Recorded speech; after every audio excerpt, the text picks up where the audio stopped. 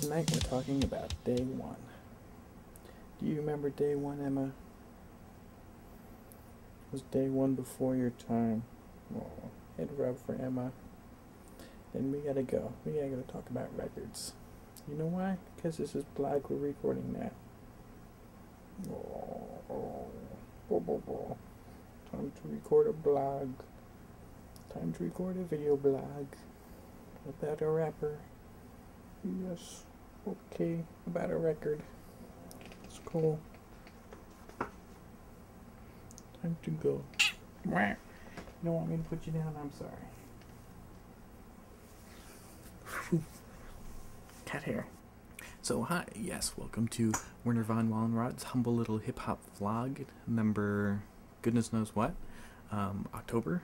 This one is about this lesser known follow up to day one's single. This is the follow up one. This first one was 16 with a Bullet, known really for the B-side, the underground sound. And that's day one right there. It's pronounced day one like D-A-Y-O-N-E. In fact, well, we'll get to that in a second. Now, most of you probably didn't have the 12-inch we're sporting here. You probably picked up the more commercial, widely available cassette single. There it is. I'll give you a proper close-up. There you go. Yeah, so he came out on Lords of the Underground's first album, Posse Cut Flow On, under the name Kid Delian. It's the same guy, on the Posse Cut with Sabi, and that was actually a pretty successful single. They had a really hot Pete Rock remix, and then so he followed that up with his first single, Number One with a Bullet, which is pretty good. Produced Marley Marl, on the B-side, that was a real standout. The Underground Sound, which also featured Lords of the Underground and Sabi. So that was kind of his best-known single, but this was his second follow-up, also on Reprise Records. He was going to have a full album. In fact, if you read the back notes, it mentions the upcoming album, Day One by Day One, the album title being D-A-Y-O-N-E, and his name obviously being D-E'1. So the album never actually wound up happening, and probably really not that much of a loss. However, we probably did miss out on some pretty nice production from K-Def especially. But yeah, so the single, you know, it's got some guest producers. Day One was from, actually came from Texas, recording on the East Coast, obviously, with Marley Marl and them. So he's kind of going for a generic multicultural feel that the labels probably liked, which is why they gave him a second single as opposed to Sabi, who only had the one. But just really ends up being sort of bland and boring. It doesn't really work. It's definitely not going to hook the fans like some old Sabi shit did.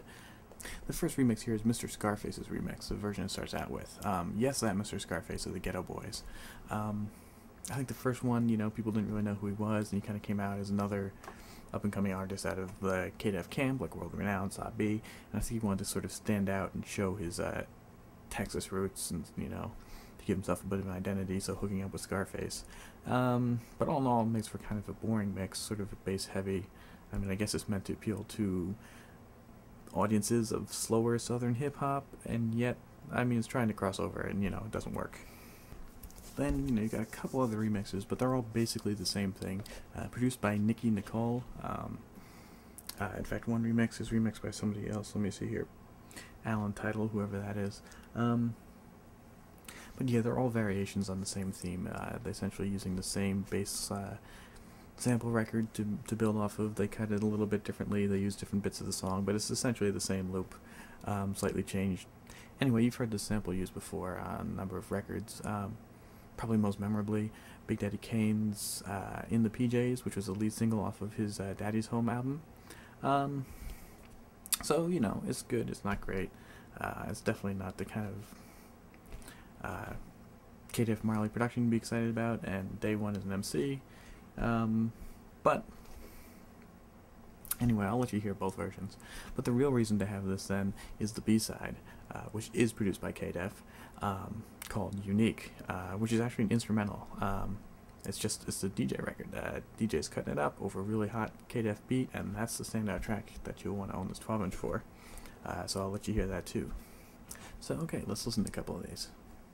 How many homies is a real true homie? 'Cause a real true homie wouldn't stand up for me. How many homies is a real true homie? 'Cause a real true homie wouldn't stand up for me.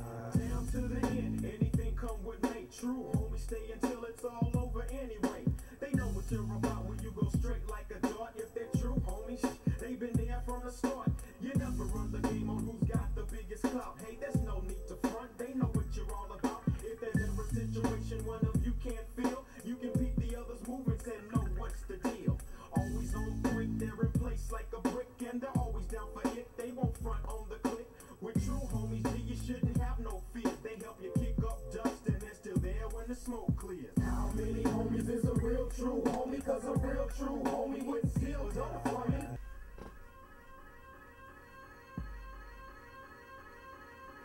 How many homies is a real true homie? Cause a real true homie is deeper than a friend. How many homies is a real true homie? Cause a real true homie is down to the end. How many homies is a real true homie? Cause a real true won't tap your back with a knife. How many homies is a real true homie? Cause a real true homie is down for life. Down to the end, anything come with me. True homies stay until it's all over anyway. They know what you're about when you go straight like a dart. If they're true homies, they've been there from the start. You never run the game on who's got the biggest clout. Hey, there's no need to front, they know what you're all about. If there's ever a situation one of you can't feel, you can peep the other's movements and know what's the deal. Check it out, y'all. What around you need? Check it out, y'all. What around you need? Check it out, y'all. What around you need? Check it out, y'all. What around you need? You can even dance or just have a seat. You can even dance or just have a seat. You can even dance or just have a seat.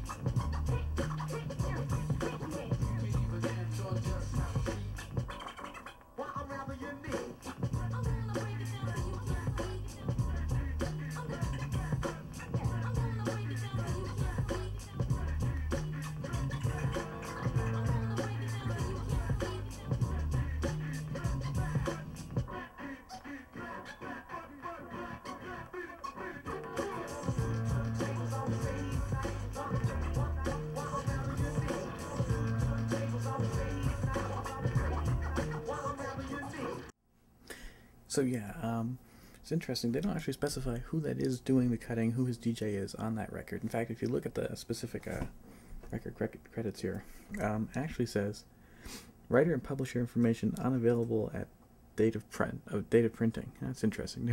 Never seen that before. So we don't actually know who his DJ is. I don't know if it's K-Def himself. Probably not. He probably had a DJ, but who knows. So anyway, it's another lost release, another one of those reprise albums that unfortunately didn't happen. Right along with World Renowned, right along with Sabi. All these albums are scheduled, you know. Says it right there, damn it, it didn't happen, unfortunately. But yeah, you'll want to track down the vinyl single for that B-side. And you know, had the album happen, but there probably would have been some more nice, at least instrumental work on there, and maybe some guest spots. And it might have been recorded, who knows. Like the World Renowned album that was recently kind of put out by K-Def on MySpace. You might have a Sabi album and a Day One album. We can hope, maybe they'll come out. So yeah, actually, I mean, all the remixes are essentially the same, but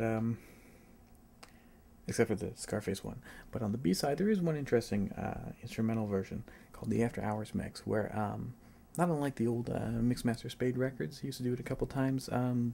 It's the same instrumental, but they replaced the vocals with some guy playing saxophone solo. That's kind of interesting. Once again, not credited on the label or on the back of the record here, so we don't know who it is playing. Didn't bother to get that information by the time of the printing, but it's interesting. It's pretty cool. So I'll let you hear a little sample of that too.